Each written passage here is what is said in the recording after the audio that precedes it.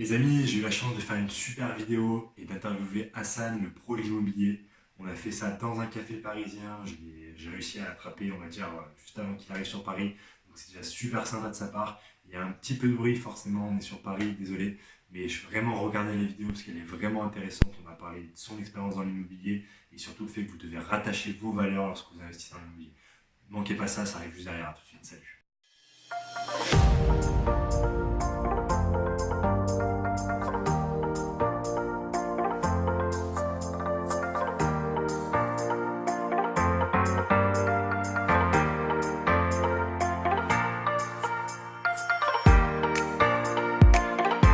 Hello les amis, c'est un plaisir de vous retrouver aujourd'hui dans cette nouvelle vidéo. Donc aujourd'hui je suis pas seul, je suis en compagnie d'Hassan, le pro de l'immo. Salut Hassan, ça va? Ça va, et toi Rémi? Bah écoute, impeccable, merci d'être aujourd'hui avec moi sur cette vidéo. Bah écoute, je te propose de te présenter rapidement pour les gens qui ne connaissent pas forcément, quel est ton parcours, etc. Dis-nous tout. J'ai 37 ans, je fais de l'investissement immobilier depuis presque 10 ans.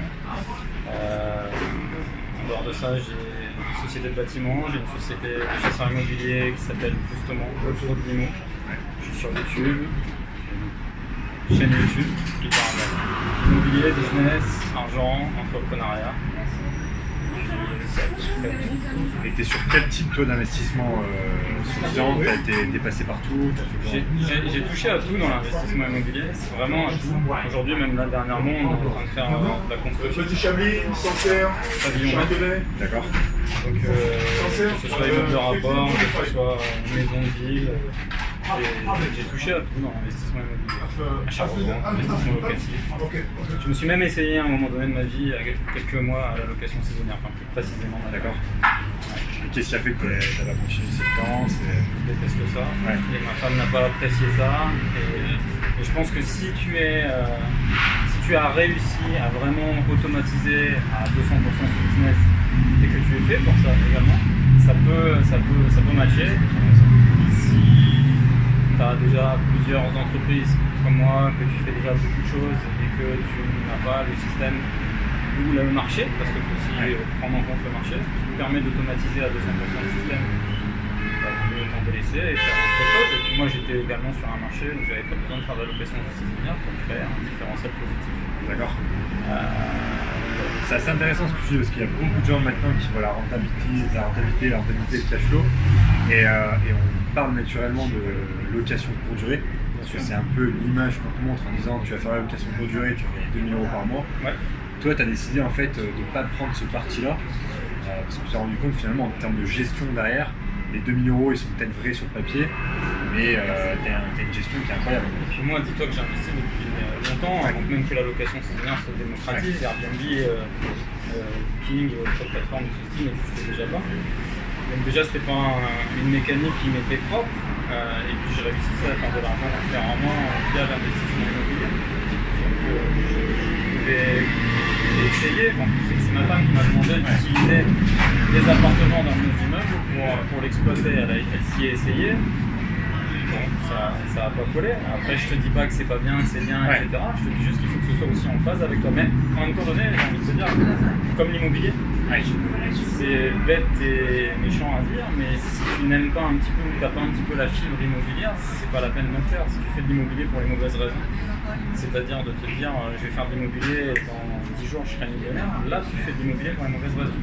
Tu fais de l'immobilier pour les bonnes raisons parce que tu aimes les biens immobiliers déjà dans un premier temps, tu aimes peut-être ce que ça va te procurer, ce que ça va t'amener pour l'avenir, pour ta famille, tes enfants, tu aimes te projeter, tu aimes faire des visites, tu aimes ce contact avec peut-être des locataires, tu aimes ce contact humain, tu sais gérer des flux financiers, enfin, il y a toutes ces choses-là qu'il va falloir que tu appréhendes et que tu te dises, est-ce que ça va être mon truc?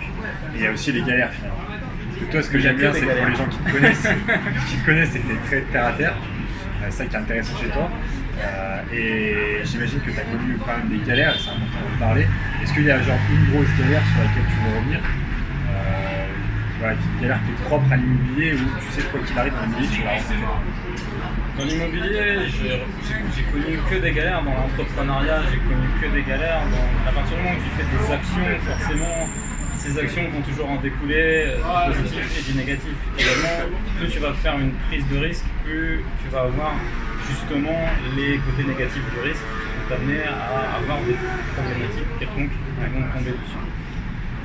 Par rapport à l'immobilier, les grosses galères, ça va être des problèmes de locataires qui bien sûr te payent pas, ça va être des problèmes de fuite dans des appartements. Comme moi, ça a été beaucoup de fois des remontées capillaires, des problèmes de travaux, ça a été des vrais gros problèmes avec des entrepreneurs qui m'ont abandonné mes chantiers. Ça a été, Après, c'est du quotidien, de micro-problèmes à gérer, c'est-à-dire que peut-être que pour une personne, un petit problème va être un gros et inversement, si tu veux. Donc c'est difficile de te révéler vraiment des grosses choses, mais au quotidien, tu résous des problématiques via que tu aies un parc immobilier ou que tu fasses de l'entrepreneuriat ou quoi que ce soit. Tu résous des problématiques qui sont liées à tes activités.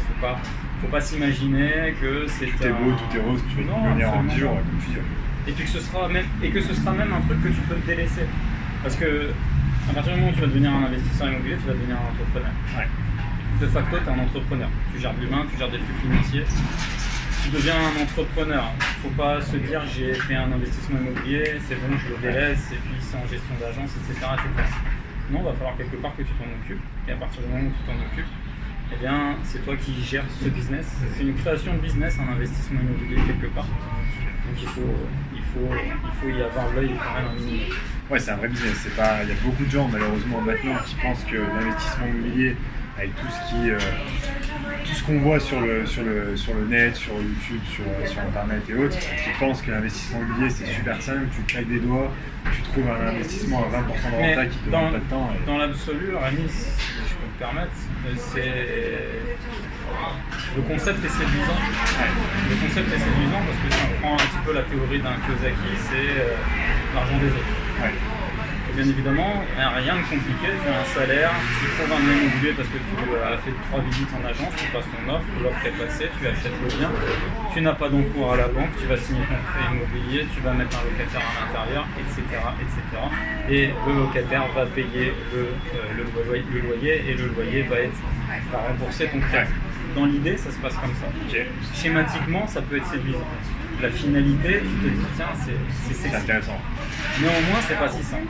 Néanmoins, c'est une phrase que j'aime souvent dire, si tu connais pas les règles du jeu, t'es mort dans le film.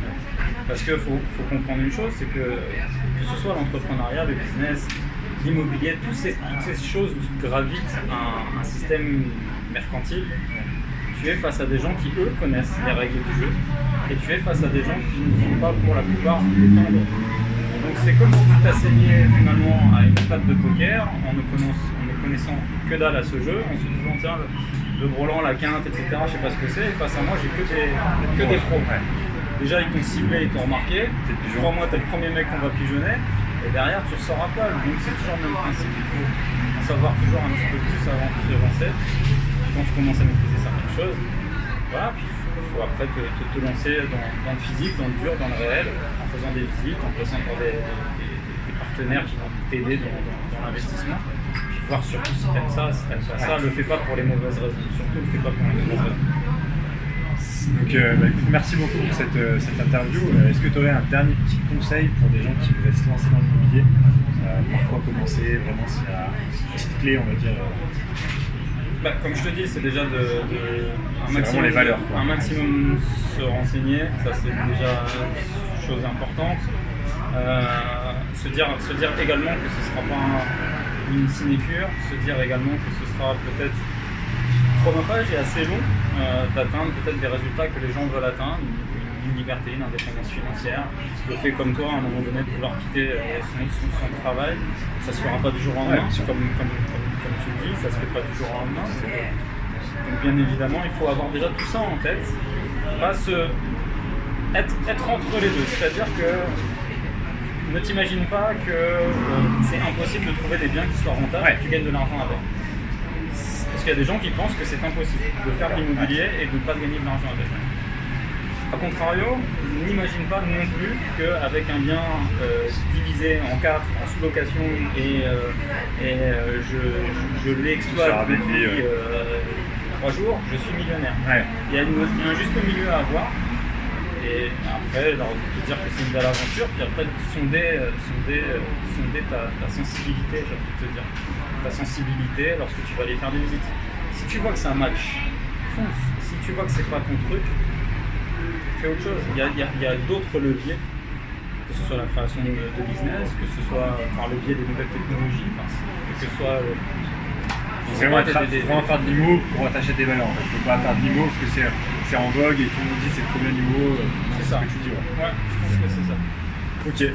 Merci beaucoup Hassan pour cette vidéo. Merci Rémi, c'était un plaisir. Écoutez, si vous voulez retrouver Hassan, où est-ce qu'ils peuvent te retrouver? Sur YouTube principalement? C'est ça, tu tapes Hassan ou tu tapes le produit mot, tu arriveras à me Je mettrai retrouver. tous les liens en dessous. J'espère que cette vidéo vous a plu. Si elle vous a plu, n'hésitez pas à mettre un petit pouce bleu, un petit commentaire si vous avez des questions particulières sur l'immobilier, ça me fera un grand plaisir de vous répondre.